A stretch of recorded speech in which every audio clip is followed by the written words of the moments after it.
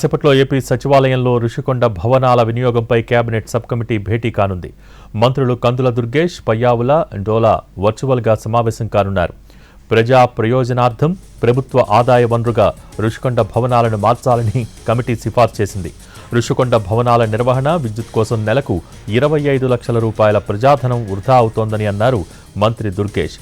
రుషికొండ భవనాల వినియోగంపై ఇవాల్టి భేటీలో నిర్ణయం తీసుకునే అవకాశం ఉంది. అనంతరం సీఎం చంద్రబాబుకు నివేదిక సమర్పించనున్నారు. కేబినెట్లో ఈ అంశంపై చర్చించి తుది నిర్ణయం ప్రకటిస్తారు.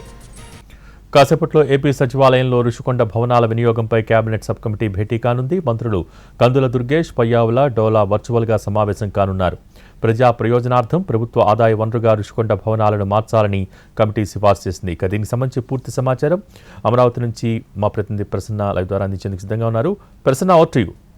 భోగి రుషికొండ భవనాలకు సంబంధించి ఏం చేయాలి అనే దాని మీద గతంలో మంత్రివర్గ ఉపసంఘం భేటీ అయింది. కందుల దుర్గేష్, పయ్యావుల కేసు, అదేవిధంగా డోలా బాల వీరాంజనేయ స్వామి గతంలో 3-4 సందర్భాల్లో భేటీ అయ్యారు. అయితే ఇవాళ దీనికి సంబంధించిన సమావేశం వర్చువల్గా జరుగుతోంది. కందుల దుర్గేష్ రాష్ట్ర పర్యాటక శాఖ మంత్రి హాజరయ్యారు. మిగిలిన ఇద్దరు మంత్రులు కూడా వర్చువల్గా ప్రధానంగా హాజరవుతున్న పరిస్థితి. అంటే గత ప్రభుత్వం వైజాగ్లో రుషికొండ ప్రాంతంలో భవనాలను నిర్మించింది. వాటి విషయంలో ఏం చేయాలన్న దాని మీద ఈ ప్రభుత్వం ఇప్పటికీ ఒక స్పష్టమైన నిర్ణయం తీసుకోలేదు. అయితే ప్రైవేట్ వాళ్ళకి కొంతమంది ప్రైవేట్ హోటల్స్ ఏర్పాటు చేసి టూరిజం అభివృద్ధి చేయడానికి, అంటే వైజాగ్లో టూరిజం ఎక్కువగా ఉంటుంది కాబట్టి సముద్ర తీరం ఇతరత్ర ప్రాంతాల్లో ఈ రుషికొండ భవనం కూడా అదే ప్రాంతంలో ఉంది కాబట్టి టూరిజం ప్రాంతంలో అభివృద్ధి చేయాలా, లేకపోతే ప్రభుత్వమే తీసుకుని దాన్ని టూరిజం ఇతర సంస్థలకు ఇవ్వాలా అనే దాని మీద నిర్ణయం తీసుకోలేదు. 4-5 కమిటీల్లో కొన్ని హోటల్స్కి ఇవ్వాలి, అదే దాని మీద ప్రాథమికంగా చర్చ జరిగింది. ఇవాళ సమావేశంలో కొన్ని కీలక నిర్ణయాలు తీసుకుని ప్రస్తుతం ఎవరెవరు ఈ భవనం వినియోగించుకోవడానికి ముందుకు వచ్చారు,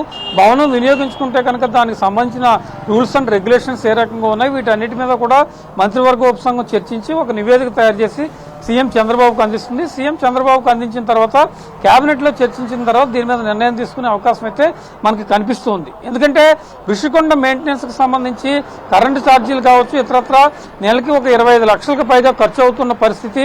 వీటన్నిటిని దృష్టిలో పెట్టుకుంటే కనుక మెయింటెనెన్స్ కష్టంగా మారింది. వీటి విషయంలో ప్రైవేట్ సంస్థలకు ఇవ్వాలా, టూరిజం ప్రాంతంలో ఆంధ్రప్రదేశ్ టూరిజాన్ని మరింత ఎక్కువగా అభివృద్ధి చేయడం కోసం ప్రధానంగా ఈ రుషికొండ భవనం వైజాగ్ ప్రాంతంలో ఉంది కాబట్టి దీనికి సంబంధించి కార్యాచరణ, విధి విధానాలు అన్నింటి మీద కూడా ఒక కీలక నిర్ణయం తీసుకునే అవకాశం ఉంది.